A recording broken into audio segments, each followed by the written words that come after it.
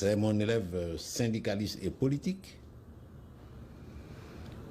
Et je dis à ceux qui veulent connaître mieux Laurent, je dis il y a plusieurs Laurent Gbagbo. Le Laurent Gbagbo étudiant syndicaliste, le Laurent Gbagbo citoyen ordinaire, le Laurent Gbagbo homme politique et le Laurent Gbagbo chef d'État. Ces 4 individus sont différents. Bon, moi, ça me ferait très mal qu'on qualifie M. Laurent Gbagbo de panafricaniste. Et moi-même, je pensais qu'il était panafricaniste quand il était à l'opposition, à travers les discours qu'il tenait. C'était un monsieur que j'admirais beaucoup à travers les discours qu'il tenait. Mais une fois que bon, je l'ai vu à l'œuvre, à l'action, donc ça me fera sourire bon, d'entendre que M. Laurent Gbagbo est un panafricaniste. Le panafricanisme, c'est l'affirmation que la nation africaine est possible, la République africaine intégrale est possible à partir du dépassement des blessures de la traite des Noirs et de la colonisation. Or, Laurent Gbagbo veut d'une Côte d'Ivoire qui appartienne strictement aux Ivoiriens. Donc il veut la fin du panafricanisme ivoirien. Car avant Laurent Gbagbo, la Côte d'Ivoire était une république de panafricanisme concret. C'était une république inclusive. À partir de Laurent Gbagbo, elle devient une république de panafricanisme abstrait. Une république où le panafricanisme est un pur dogme, un flatus vocis, un mot jeté en l'air, alors que les pratiques sont profondément anti-panafricaines. Laurent Gbagbo se présente dès lors comme un imposteur pour ceux qui analysent réellement ces pratiques politiques. Le Front populaire ivoirien, le parti que nous avons fondé avec M. Laurent Gbagbo, se voulait un parti panafricaniste et un parti de gauche. Dès 1994, les signes étaient là. Les signes que le Front populaire ivoirien, parce qu'il a abandonné idéologiquement la ligne, parce qu'il était en rupture avec la philosophie politique que nous incarnons, parce qu'il avait épousé tout ce qui était bon pour arriver au pouvoir, il fallait le faire. Il était évident que ce parti utilise la violence que nous avons vu exprimer, que ce parti essaie d'utiliser les étrangers comme faire valoir pour exprimer sa violence.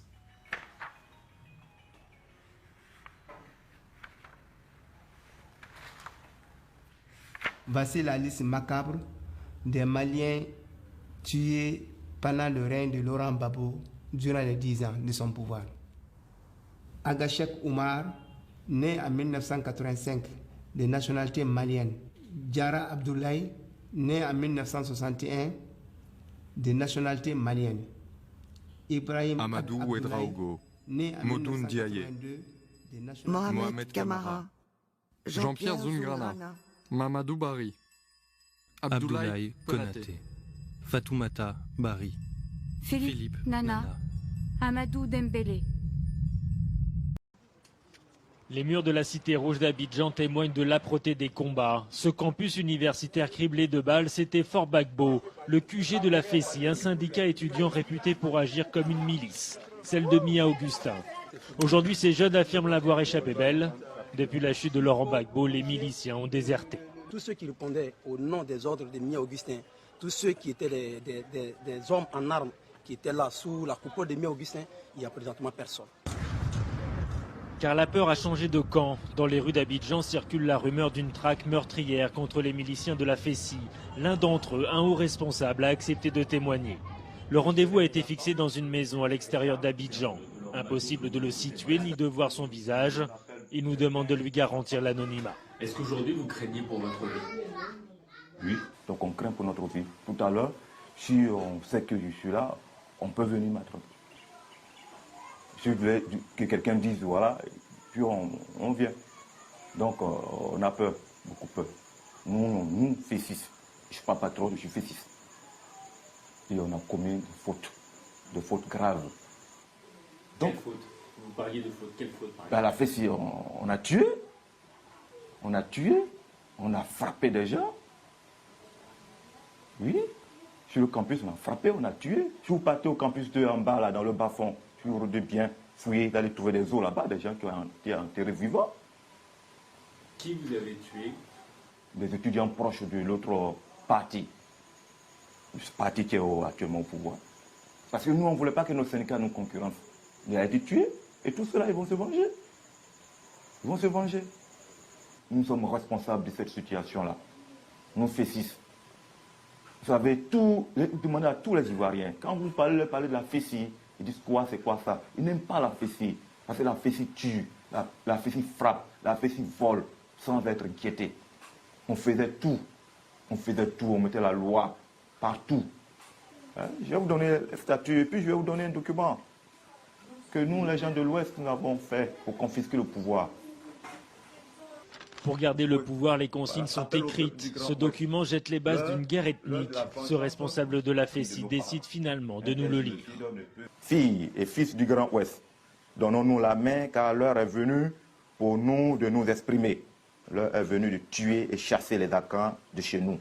L'heure est venue de récupérer nos terres. L'heure est venue de débarrasser nos villages et nos villes des Djoula, entre parenthèses Mossi. Appel à tuer, et ça c'est un document officiel de la FECI. Officiel. La FECI. Donc nous demandons pardon pour que nous sommes tous des Ivoiriens. Nous devons aller à la réconciliation, ce qu'a demandé le président Alassane. Il a si bien demandé. Pour ne pas tomber dans les mêmes erreurs que notre chef. Fin de l'entretien, l'homme se dit prêt à reconnaître ses crimes en échange de sa sécurité. En attendant une commission vérité et réconciliation, il demeure reclus entre ces quatre murs. À tout moment, je parle. C'est le président du parti qui lui-même est obligé de financer pour le parti. Donc il fallait trouver un financier. C'est comme ça qu'une négociation a eu lieu entre Gbagbo et Blaise. Gbagbo voulait prendre le pouvoir en Côte d'Ivoire. Blaise, ayant des intérêts sur la Côte d'Ivoire, a donc décidé les deux de faire un deal. Blaise dit, je te donne 20 millions de francs CFA par mois à partir du mois de janvier 1989 jusqu'à ton accession au pouvoir en contrepartie. Quand tu arrives au pouvoir, accorde-moi des facilités au port de San Pedro et essaie de voir comment tu peux naturaliser les 3 millions de Burkinabés qui sont rentrés en Côte d'Ivoire depuis 1930 jusqu'à nos jours. Ceux qui ont au moins un minimum de 20 ans de séjour. Comment tu peux les naturaliser pour ne pas qu'ils reviennent au Burkina et fassent un coup d'État pour me renverser. Ça a toujours été la crainte de Blaise. Maintenant, Blaise a respecté son contrat jusqu'à l'an 2000. Il a même proposé en bonus de former des militaires ivoiriens qui, au cas où Houphouët-Boigny persistait au pouvoir, qui peuvent organiser une opération pour le renverser. Ces militaires-là, on les connaît. C'est le colonel Oulata, c'est même Dakouda qui a suivi même des formations, c'est le capitaine Akapia. Tout cela, c'est sous Blaise que ces gens ont été formés. Maintenant, quand Gbagbo a pris le pouvoir, Blaise amène quelqu'un pour la contrepartie. Blaise dit, Gbagbo dit, bon, qu'on me laisse le temps d'attendre. C'est comme ça que nous sommes partis vers 2002. Et Blaise a reçu la rébellion au Burkina. Et quand un journaliste français est venu au Burkina pour dire, oui, mais récemment, tu as téléphoné à Chirac pour dire qu'il y avait des Burkinabés, des Ivoiriens qui sont ici, qui s'entraînent, mais Gbagbo est ton ami. Il dit, oui, mais Gbagbo est mon ami, parce que je l'ai financé. Mais il n'a pas respecté le contrat. C'est pour cela que je ne suis pas réfugié quand les Ivoiriens sont venus s'entraîner ici pour le renverser. Voilà, quelqu'un est parti, le journaliste est parti à Abidjan, pour aller voir Gbagbo. Blaise dit que tes frères qui sont en train de s'entraîner au Burkina Faso pour te renverser, c'est parce que tu n'as pas respecté le contrat que vous avez signé. Il dit, ah oui, mais Blaise, c'est vrai, il m'a financé, mais ce n'est pas une raison pour lui vendre la Côte d'Ivoire. Donc on comprend bien pourquoi Blaise a soutenu Guillaume Soro et sa rébellion pour frapper la Côte d'Ivoire en 2002. Mais il fallait que je sois au Burkina chez Blaise pour que le deal puisse avoir lieu en 1989. Parce que le problème de fond de toute action politique en Afrique, c'est le financement. Il faut avoir un État qui finance. Et Blaise a financé. Et c'est parce qu'on n'a pas respecté le contrat qu'il nous a envoyé la guerre. Quand même l'attaque, j'avais averti les autorités françaises qui se préparaient au Burkina Faso quelque chose contre nous, avec des petits caporaux et sergents qui avaient fui l'armée au temps du général Gueye. Un père de famille qui voit un serpent rentrer dans sa maison, il ne doit pas dire, ah, on voit un serpent qui rentre dans la maison là-haut, alors que tes enfants sont là. Tu vois un serpent rentrer, serpent qui rentre, nous on voit ça où? On voit ce serpent là. Et ce n'est pas moi, les enfants de la maison, ils tombent, ils meurent. Et tu pleures au fil, oh, mes enfants sont morts. Tu fais honte. Moi, les gens Ils ne savent pas que c'est qu'être président de la République. Pourtant, il y en a parmi eux qui ont été présidents. Quand tu as été président, tu as les moyens de voir ceux qui circulent même la nuit. Tu as les moyens. La police, la gendarmerie, tous les services de renseignement nationaux, même tous les services de renseignement, même étrangers, ils sont là pour te donner les éléments. Donc tu as les moyens de voir tous ceux qui font quoi. Tu fais honte. Parce qu'il y a d'autres qui ont dit qu'on voit le dos des nageurs. Ils n'ont jamais rien fait, les nageurs les ont noyés. Tu fais honte. Avant même l'attaque, j'avais averti les autorités françaises qui se préparaient au Burkina Faso quelque chose contre nous, avec des petits caporaux et sergents qui avaient fui l'armée au temps du général Gueye. Tu fais honte.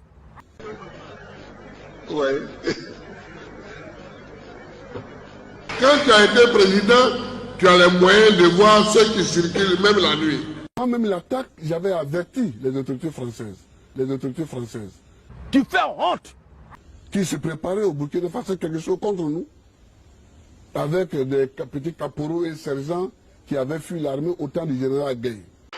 Les 25 et 26 octobre 2000, parce que Dieu Tout-Puissant, qui détient la royauté, le pouvoir et l'autorité des hommes, a effectivement utilisé puissamment un des vôtres, le commandant Oulata Gaudi-Pierre, pour établir Gbagbo, président de la République de Côte d'Ivoire et chef de l'État.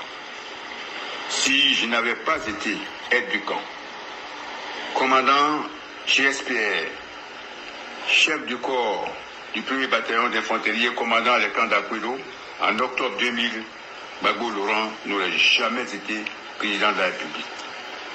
C'est donc aussi l'armée qui a imposé Gbagbo au pouvoir les 23, 25, 26 octobre 2000. Ce n'est pas le combat et la victoire du FPI. Et c'est moi, inspiré par le Saint-Esprit, qui a forcé Gbagbo à prêter serment le 26 octobre 2000. Il le sait, demandez-lui. Elle est là. Il faut comprendre les dispositions. Tu as du personnel sur place? Tu as des soldats? Oui. Bon. Est-ce que le plateau est maintenant sécurisé? Oui. Oui.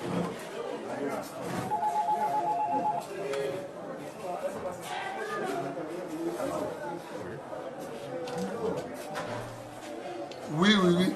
Ouais. C'est lui qui m'a dit d'ailleurs, c'est pourquoi je vous appelle. Oui. D'accord. Est-ce que le général Doué est là? Il n'est pas avec vous. Bon. Les gens l'ont pris en otage. Les gendarmes l'ont pris en otage. Il est à quel camp?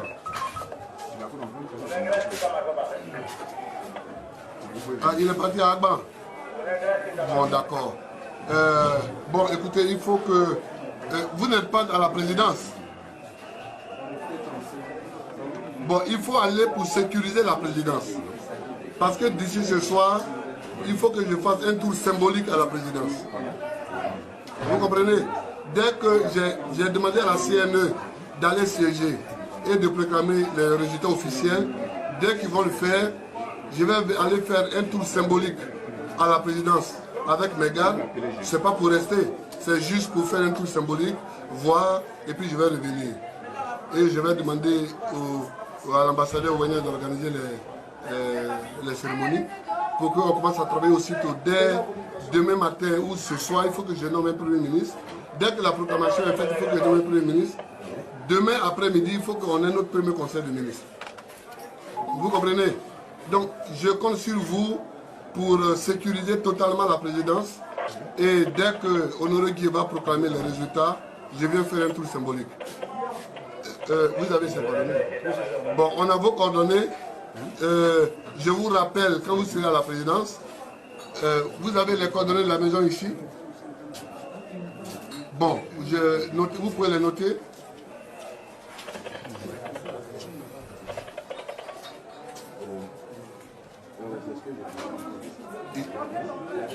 Vous êtes prêts? C'est le 22, 43, 26, 87. Voilà. Ou bien 22, 43, 34, 34, 19. Ou bien 22, 43, 71, 71. Voilà. Dès que vous arrivez à la présidence et que vous avez tout sécurisé, vous m'appelez. Voilà. Allez, soyez à ma disposition et demandez, renseignez-vous où se trouve Doué parce que je veux rentrer en contact avec lui. Ok? Voilà, parce qu'il faut que tous les officiers soient sur la même longueur d'onde. Ok? Je vous remercie. Au revoir. Dès le départ, on voulait fabriquer un dictateur, un tueur. Des petits marginaux meurent, on dit Gbagbo a tué.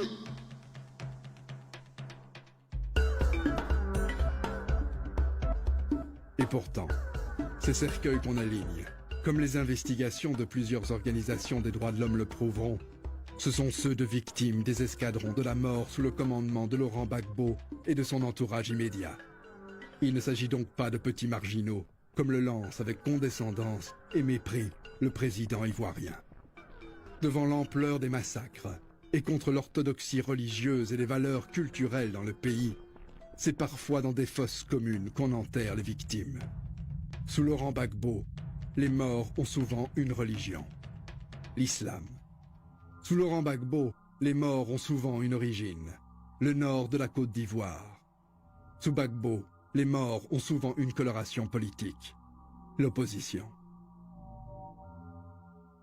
Le génocide, c'est la volonté de destruction de tout parti d'un peuple en raison de son caractère national, racial, ethnique. Et on a pu le voir dans l'histoire avec ce qui s'est passé à Auschwitz, le génocide juif, mais aussi le génocide arménien en 1916 ou le génocide rwandais en 1994. La destruction se fait pour ce qu'on est. Alors, dans le cas de la Côte d'Ivoire, les ingrédients étaient réunis et une tendance génocidaire était déjà sur place parce que plusieurs aspects peuvent être soulignés, c'est-à-dire que l'idéologie de l'ivoirité, c'est-à-dire de la différence, mais de la différence meurtrière. On était à la limite, au stade de l'épuration ethnique. C'est certain qu'on était arrivé au stade de l'épuration ethnique. Les musulmans ont été ciblés parce que des mosquées à travers le territoire national, mais surtout dans la partie sud de Côte d'Ivoire, des mosquées ont été délibérément incendiées. Des exemplaires du Saint-Coran ont été profanés. Des imams ont été assassinés, souvent dans les lieux de culte ou dans leurs maisons, et quelquefois avec certains membres de leur famille. Tout homme sensé ne devrait pas tolérer les attaques des lieux de culte. Notre civilisation est basée aussi sur le fait culturel qu'est la religion. On ne devrait pas tolérer les attaques des lieux de culte. Le jour où les hommes sont assez en colère pour attaquer les lieux de culte, c'est que l'humanité va vers la déshumanisation. Certains Ivoiriens se sont-ils donc laissés déshumaniser sous Laurent Gbagbo quand des lieux de culte sont attaqués, exclusivement des mosquées, contre lesquelles les partisans de M. Gbagbo vont s'acharner. Une punition collective infligée aux membres de cette communauté pour leur soutien supposé à l'opposant Alassane Ouattara, lui-même musulman. Les 10 années de Laurent Gbagbo ont clairement été marquées par un basculement de plus en plus important du pays dans la violence, une généralisation de la violence. Et effectivement, je pense qu'on ne saura probablement jamais exactement, disons, le bilan en termes de victimes de cette période. Mais évidemment, dans ce bilan, il faut intégrer, disons, les victimes des exactions commises par les forces de sécurité ivoiriennes à la solde de Laurent Gbagbo, par les différentes milices.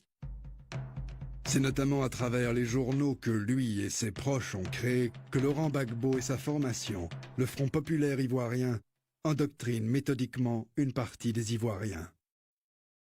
La stratégie de propagande consiste d'abord à brandir le chiffon rouge des étrangers envahisseurs, essentiellement des pays voisins, désignés à la vindicte populaire. Ensuite, le pouvoir, dans sa volonté de réduire l'électorat hostile du Nord à sa plus simple expression, assimile une partie des Ivoiriens de cette vaste région de savane aux immigrés burkinabés, maliens, guinéens et autres Nigériens avec lesquels il partage bien de langues locales, de patronymes et même la religion musulmane pour une partie. Il s'agit donc de faire de la majorité des Ivoiriens du Nord des apatrides et donc de leur retirer le droit d'être éligibles et de voter. Bama Makurako, je suis une victime de la crise post-électorale. Ça là, bon, moi on m'a envoyé à l'école de police où j'ai été torturé, violé, et j'ai perdu, bon, grâce aux tortures, bon, j'étais en début de grossesse, la grossesse a passé. J'ai été tellement frappé que je suis tombé évanoui. Et quel est aujourd'hui votre sentiment par rapport à la Vraiment, moi, je suis très mal à l'aise. Parce que non. Ceux-là, ils ont fait la réconciliation sans les victimes. Franchement, ils ont fait la réconciliation sans les victimes. Donc vraiment, moi, je me sens très mal à l'aise. Je ne veux même pas entendre même que Alassane attend de recevoir même Gbagbo, la personne qui nous a tués. Et Alassane même là, il a choisi entre Gbagbo et les victimes. Hein? Moi-même, la fois passée, j'ai dit ça. J'ai dit, mais le président Ouattara, il n'a qu'à choisir entre les victimes et choses comme on a et Gbagbo. Parce que c'est nous qui avons donné nos patrines. Hein? On a saigné pour lui. Et maintenant, voilà ce qui se passe. Franchement, c'est écœurant, quoi. Manger un repas par jour relève de la chance dans certaines familles. Nous vous épargnons les difficultés liées au coût assez fluctuant du transport, de l'électricité et de l'eau. Je regrette vraiment qu'il y ait eu un mort. Maintenant, mon rôle à moi, c'est de vous expliquer pourquoi la vie monte. C'est ça. Parce que vous m'avez mis ici, c'est pour que s'il y a quelque chose, je puisse vous expliquer. Aujourd'hui, peut-être que la plupart d'entre vous ne regardent pas toutes les chaînes de télévision. Mais la veille même de votre manifestation, les télévisions européennes ont annoncé que le prix du riz allait doubler. Pourquoi? Parce qu'il n'y a plus assez de riz sur le marché. On n'a pas produit assez de riz. Donc il n'y a pas assez de riz sur le marché. Par conséquent, le peu de riz qu'il y a, chacun le vend à des prix fantaisistes, à des prix très élevés. Si tu ne veux pas, tu laisses. Il y aura quelqu'un pour prendre. Le prix triple, le prix double, triple, quadruple. Et nous n'avons pas les moyens, nous, d'arrêter cette famille de plus. Ça ne dépend pas de nous. La seule chose que nous pouvons faire, c'est de dire, les frères, allons cultiver les riz, produisons beaucoup de riz pour notre consommation intérieure. C'est ça qu'on peut dire. Mais le riz qui arrive, je vous assure, le prix a grimpé et le prix n'a pas cessé de grimper encore. Vraiment, le gouvernement de Soro a beaucoup de défauts. Mais cette cherté de la vie, ce n'est pas la faute du gouvernement de Soro, ni la faute du président de la République. La santé coûte cher, cher ami. Il faut dire aux Ivoiriens que la santé coûte cher. Et moi, je suis venu leur dire que la santé coûte cher. La santé coûte cher. L'État n'a pas un arbre qui produit des feuilles qu'on appelle argent. Les Ivoiriens sont comme des gens qui veulent du beurre, mais qui ne veulent pas contrer la vache. Or, vraiment, c'est avec le lait de la vache qu'on fait le beurre. Le ministre de l'Intérieur, M. Désiré Tagoura, a visité les familles des victimes des manifestations de rue contre la flambée et des prix. Il est allé réconforter et rassurer et assurer le soutien du gouvernement toutes ces familles. Le reportage de Herman Amboa. Officiellement, les 2 jours de manifestation contre la cherté de la vie à Abidjan ont enregistré 2 morts. Une victime à Yopougon et une autre à Gonzagueville, commune de Port-Boué. Première escale du ministre de l'Intérieur à Diopo-Doumé, kilomètre 17, dans la commune de Yopougon. C'est là que vivait avec ses parents le jeune Kwame Hassen Junior, 18 ans, en classe de seconde A. Après à Diopo-Doumé, la délégation du ministre de l'Intérieur s'est rendue dans la commune de Yukumasi, quartier Sojefia. Ici encore, le ministre de l'Intérieur a porté la compassion de l'État de Côte d'Ivoire à la famille de Séa Abel, jeune homme de 24 ans, ayant trouvé la mort par balle lors des manifestations. Cet agent qui a tiré 3 balles, il faut qu'on le retrouve. Il faut qu'on le retrouve, puisque je dis, je répète, que les ordres qui ont été donnés, c'est de disperser les manifestants. Je prends l'engagement qu'on va mener les enquêtes pour trouver celui qui a fait usage de son arme. La route là n'a pas de chance. Ou bien c'est vous qui n'avez pas de chance. Pour 35 km de Kébissou à Sakassou, vous faites à peu près 200 km en allant jusqu'à Boaké pour faire une grande virée. Moi, avant que je me sois élu, je me suis entêté pour l'emprunter, mais j'ai usé 2 pneus. Il y a 2 pneus qui ont éclaté sur la route. Parce que les cailloux sont devenus tranchants. Les cailloux de cette route sont devenus très tranchants. Le grand problème du département d'Agboville, le grand problème de toute la région de l'Agnébi, et le grand problème d'une grande partie des départements de Côte d'Ivoire, c'est le problème des routes. On n'a pas de route. On n'a pas de route. On n'a pas de route. Pour aller à Séchi, c'est une catastrophe. Pour aller à Séchi, c'est une catastrophe. On peut faire à Boville, Séchi, 65 km, mais on peut faire facilement une journée. Facilement, une journée. Si on a la chance. Parce que sinon, on casse la voiture et on revient à pied.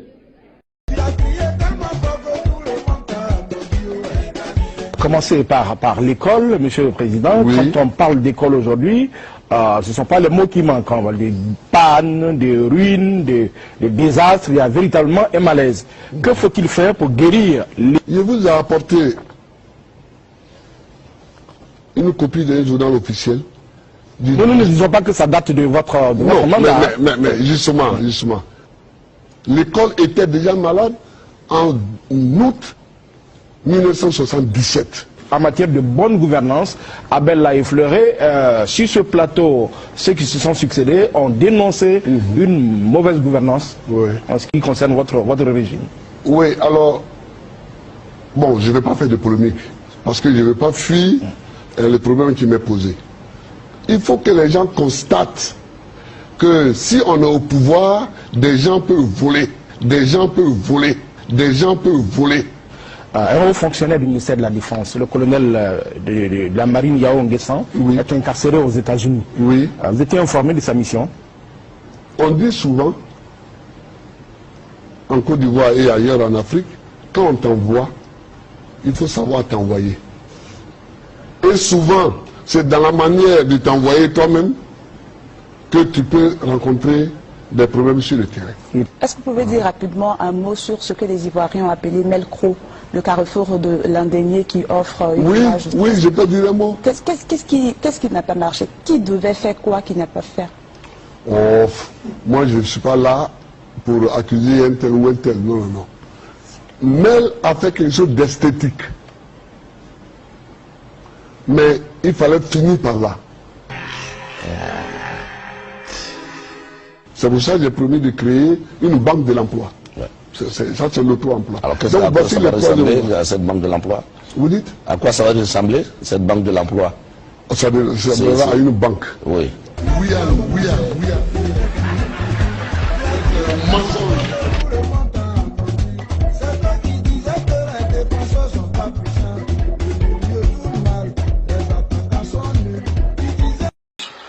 Alors Gbagbo doit tout au peuple ouais.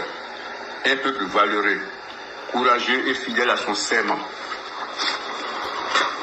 Parce que nos traditions, dont je suis aujourd'hui le grand zoo en pays ouais, sont fondées sur des valeurs martiales, chevaleresques. Le peuple ouais n'a donc plus à souffrir davantage au Gbagbo Laurent qui, au lieu de défendre le cavalier et le guémon par ses forces armées montées en puissance, a choisi l'option suicidaire et répréhensible de distribuer des armes à la jeunesse civile, ouais, dans le guémon et le cavalier, pour en faire un bouclier humain et stratégique, afin que la guerre ne franchisse point des sabots et le feu Sassandra pour sévir en pays bêté chez lui. Pendant que ces militaires fuyaient les combats, étaient en déroute, lui, il exhortait la jeunesse ouais à se battre, à se sacrifier. Gbagbo a livré le peuple ouais aux cruelles réalités de la guerre. Cet homme vient de lâcher une bombe, des révélations 40 fois supérieures à la cassette Mairie, dit-il. Robert Bourgi a effectivement tout balancé, tout ce qu'il sait sur 25 ans de pratiques occultes entre la France et l'Afrique, au cœur desquelles reviennent deux noms, Chirac et Villepin. Il s'est confié au journal du dimanche. Il n'y avait jamais moins de 5 millions de francs, cela pouvait aller jusqu'à 15 millions. Je me souviens de la première remise de fonds en présence de Villepin. L'argent venait du maréchal Mobutu, président du Zaïre, c'était en 1995. Il m'avait confié 10 millions de francs que Jacques Foccart est allé remettre à Chirac. Foccart, l'ex-secrétaire général de l'Élysée du général de Gaulle, chargé des affaires africaines, va tout apprendre à Bourgi, alias M. Chambertin. Il reprendra le flambeau à sa mort. Dominique de Villepin est un ami de longue date. Après l'élection de Jacques Chirac, leurs relations se dégradent, mais les valises d'argent poursuivent leur va-et-vient, notamment lors de la campagne présidentielle de 2002. D'après Bourgi, 5 chefs d'État africains, dont Laurent Gbagbo et Omar Bongo, auraient été très généreux avec Mamadou, le nom de code de Villepin.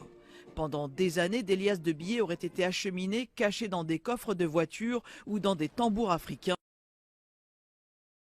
Bonjour Robert Bourgi. Bonjour. Dans le livre que publient Laurent Gbagbo et François Mattei, vous êtes à nouveau dépeint comme une éminence grise de la France-Afrique et vous auriez, selon Laurent Gbagbo, tenté de le faire cracher au bassinet, c'est l'expression qui est employée, afin que le président ivoirien participe au financement de la campagne électorale de Jacques Chirac en 2002. Est-ce vrai? Le mot cracher au bassinet est un peu violent, un peu vulgaire. Comment cela s'est-il fait? Lors des rencontres que Laurent Gbagbo avait eu avec Jacques Chirac à l'Élysée et avec Dominique de Villepin hors Élysée, Dominique de Villepin avait demandé à Laurent Gbagbo si, le moment venu, il pouvait aider à la campagne présidentielle de Jacques Chirac. Laurent Gbagbo avait dit oui. Ni Villepin ni Robert Bourgi n'avaient mis le pistolet sur la tempe de Laurent Gbagbo. Et cela s'est fait dans un restaurant des bords de Seine. Le Voltaire? Pas le Voltaire, justement, je rectifie. Cela s'est fait au restaurant La Pérouse. Et c'est là que Dominique de Villepin, assisté de moi, avait dit à Laurent, bon voilà, Laurent, nous allons vers une campagne présidentielle 2002. Il est de tradition que les chefs d'État africains aident les partis politiques français. Là, nous sommes au pouvoir. Est-ce qu'éventuellement, tu pourrais nous donner un coup de main? Et Laurent Gbagbo de lui répondre spontanément, il n'y a pas de problème, le moment venu, tu me le fais savoir et j'enverrai un émissaire. Et lors d'un deuxième voyage officiel de Laurent Gbagbo à Paris, une réunion s'est tenue Il y avait là son ministre des Finances, il y avait là son directeur de cabinet Anoma, il y avait là l'ambassadeur Eugène Alou, son directeur de protocole et chef de cabinet. Ils avaient réuni la somme de 3 millions de dollars. Donc Gbagbo a participé à hauteur de 3 millions de dollars au financement de la campagne électorale de Jacques Chirac en 2002. Absolument. Gbagbo ne fait que confirmer ce que j'avais dit en septembre 2011 et la planète médiatique m'était tombée dessus. Je n'ai jamais transporté de valise, je le répète, j'accompagnais des émissaires.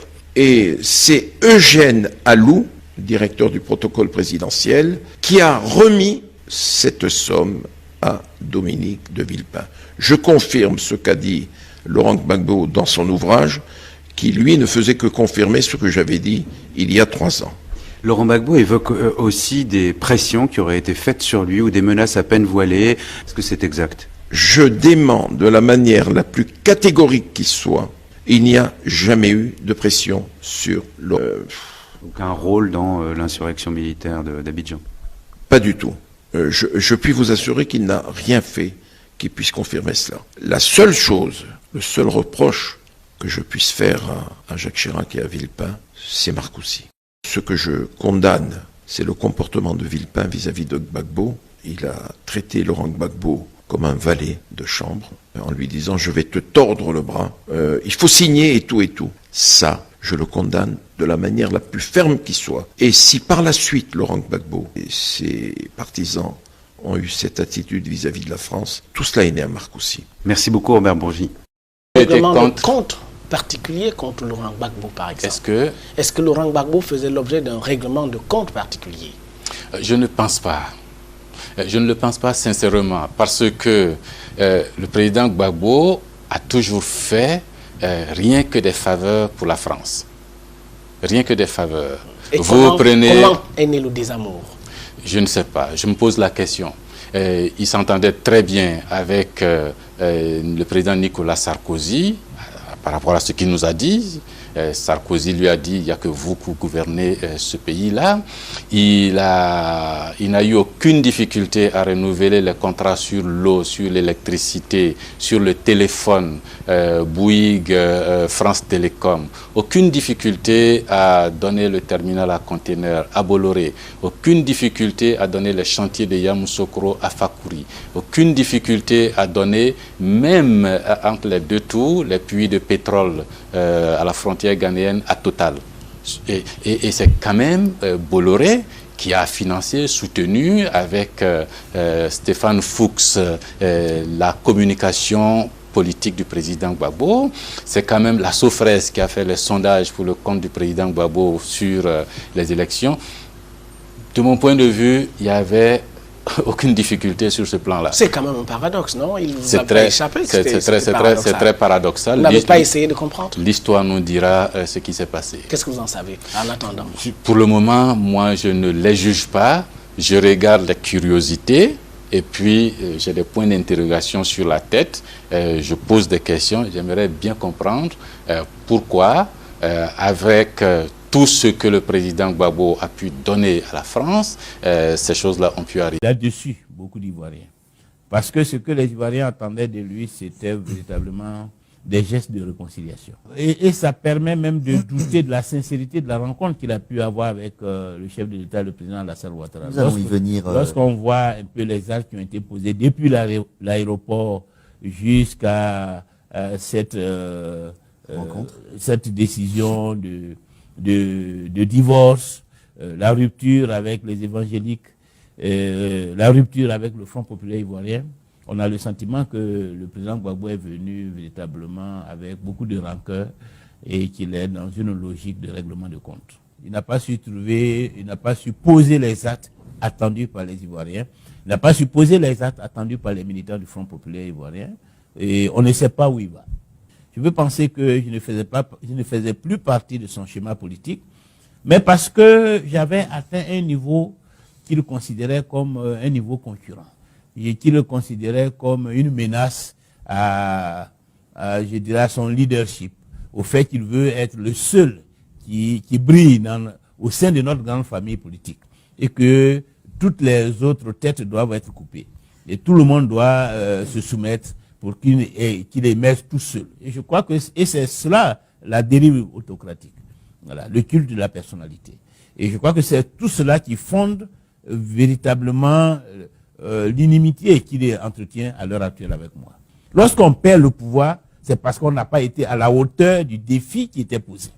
Ce n'est pas une fatalité. Notre intelligence, notre vision tactique, nous n'avons pas pu trouver la bonne posture, les bons actes, parce que certains réclament la libération des prisonniers, mais n'adoptent pas la posture qui peut encourager à la libération des prisonniers. Il faut être cohérent. Vous ne pouvez pas vouloir demander la libération dans le cadre des négociations et en même temps rester dans une posture de belligérance.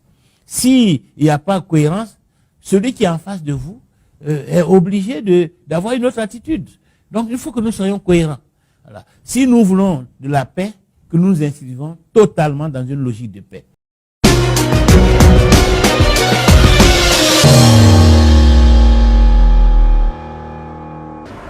Le président Laurent Gbagbo a été déféré à la prison de La Haye alors que son pays, la Côte d'Ivoire, n'a pas ratifié le traité de Rome.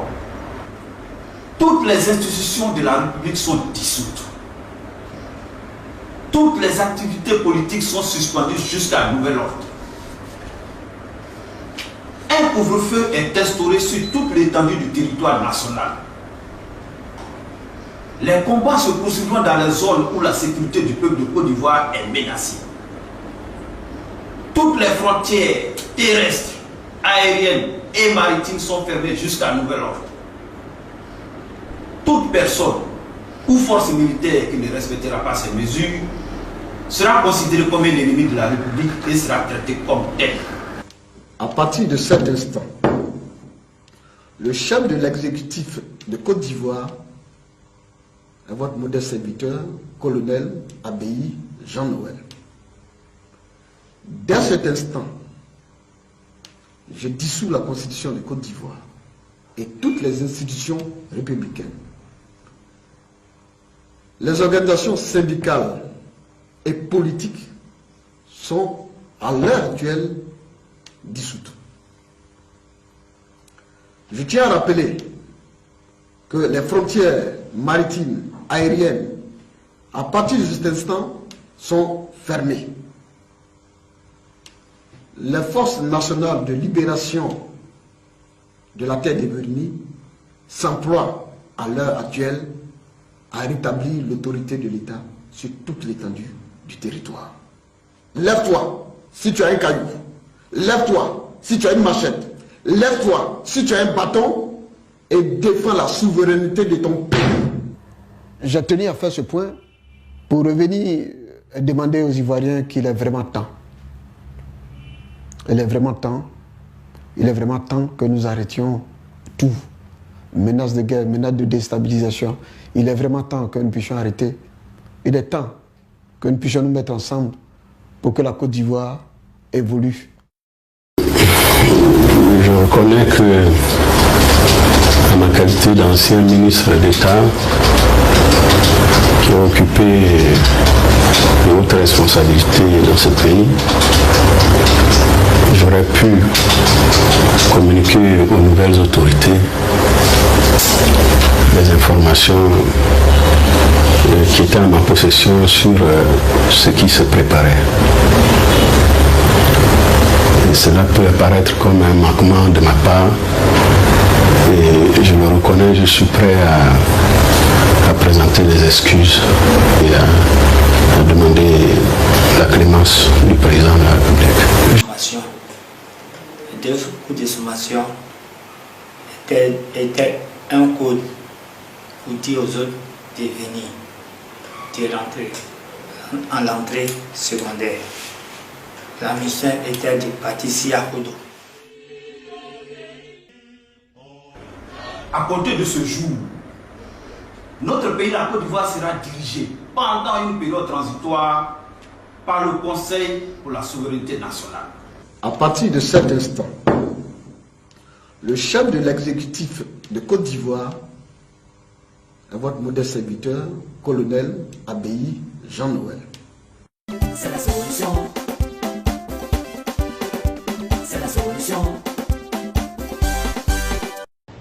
On dit souvent, en Côte d'Ivoire et ailleurs en Afrique, quand on t'envoie, il faut savoir t'envoyer. Et souvent, c'est dans la manière de t'envoyer toi-même que tu peux rencontrer des problèmes sur le terrain. Le digne fils. Alassane Dramane Ouattara, le président de la Côte d'Ivoire, digne de ce nom, chez les dignes fils de la Côte d'Ivoire. Ne l'insultez plus. Le président Laurent Gbagbo dit, c'est le président de la Côte d'Ivoire. Il me met sur mon portable et puis il n'insulte pas. Alassane Dramane Ouattara. Papa, nous on n'a rien contre toi. Papa, on t'aime beaucoup. On t'aime beaucoup. C'est notre président. Le parti qu'Alassane Dramane Ouattara lui a demandé, c'est ce parti-là qu'il a créé. Pourquoi je ne vais pas respecter Alassane? Pourquoi je vais mettre sur mon portable et puis il dit mon combat là c'est Alassane? Mon combat n'est plus Alassane. Tout mon corps chaud. Alassane Dramane Ouattara, vous quoi? Vous tous. Quand tu dis vrai politicien, c'est Alassane Dramane Ouattara. Tu dis vrai politicien, c'est Alassane Dramane Ouattara. Tu dis vrai politicien, c'est Alassane Dramane Ouattara. Derrière Alassane, il n'y a rien. Il vous maîtrise. Il a maîtrisé mais le président Laurent Gbagbo. Il vous maîtrise. Il a maîtrisé mais le président Laurent Gbagbo. Il vous maîtrise. Il a maîtrisé mais le président Laurent Gbagbo. Il a maîtrisé. Comme ça. Il a maîtrisé. Comme ça. Il a maîtrisé. Comme ça. Alassane Dramane Ouattara. Alassane Dramane Ouattara. Alassane Dramane Ouattara a maîtrisé le président Laurent Gbagbo. Alamaleju beta na banane kwale ane jame moye mwali Benu kale masan bebe e ya ute kale masan bebe